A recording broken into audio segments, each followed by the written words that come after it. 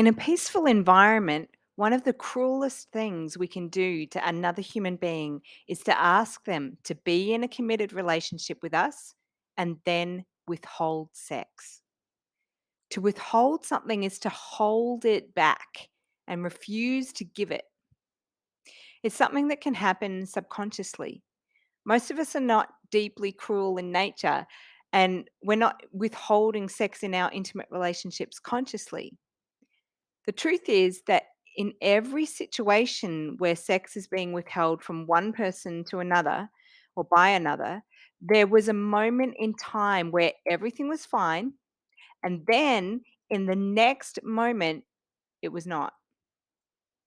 Withholding sex in a relationship is one of the best ways to punish our partners for a perceived crime they committed. It could be anything from looking at you in the wrong way or not responding the way that you expected or how they interacted with someone else. Perhaps they did something that crossed a boundary with you. But whatever it was, there was a moment in time when you went from being giving to being withholding.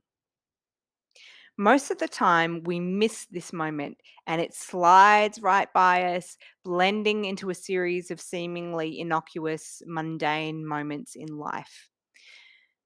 What happens next is that we justify how we are feeling and why we don't feel like having sex.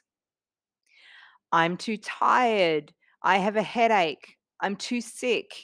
I don't feel like it. I don't like my body. I've got too much on my mind.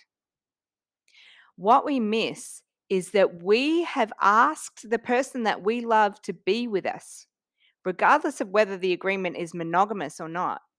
We have agreed to be sexual partners, and then we stop having sex. This situation becomes a broken agreement in our relationship. Relationships are made up of agreements, it's what has them work. The agreement to be sexual partners is one that requires honoring. It's your job to show up as a sexual partner and to find the yes, to find the pleasure, and to get on board with regularly having sex, even if that means warming up to it when you initially can't be bothered or you don't feel like it.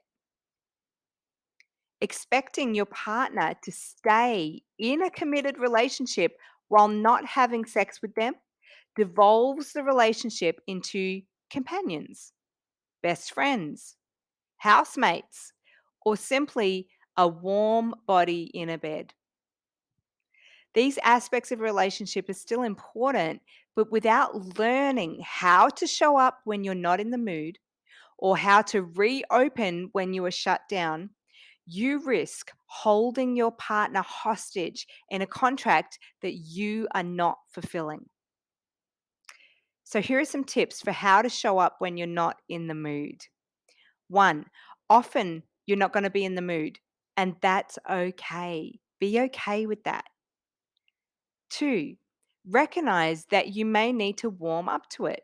Start with baby steps, a look, a touch, even a kiss. Start by finding the yes. This means finding within yourself the willingness to start being intimate. That might look like simply holding hands or caressing their thigh. Four, breathe. Deepen your breath into your belly. This helps you to open, drop into your body, and get out of your head. Five, notice what feels good in your body.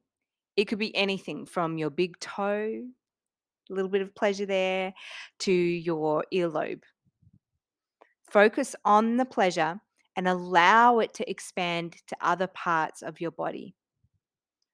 Six, gaze into your partner's eyes. Be with whatever you see.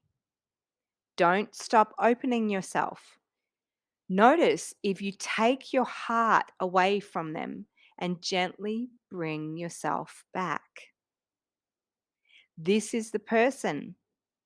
you love and that loves you and that you want to be intimate with. 7, seek the divine in their eyes. So, in other words, you see them as their biggest self. Bring to mind some of your earliest memories of when you first got together.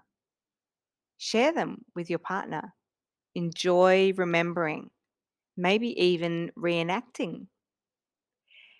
8, add in touch, add in more touch, add in breath, add in movement. Start by moving your hips. 9, keep finding the yes and keep moving forward. It is completely possible to shift from withholding sex in a relationship to giving yourself again. And it usually takes work. Sometimes it's an inside job. Sometimes it requires being in respectful and responsible communication with your partner. In restoring the agreement to be sexual partners, you will always know yourself as a bigger person for yourself. In being a giver versus a withholder, you will find yourself being a more generous human being in all your relationships. My name's Danica Lani, and if you like this conversation, you are going to love the number one problem that keeps queer, lesbian, and non binary couples from having a fulfilling sex life.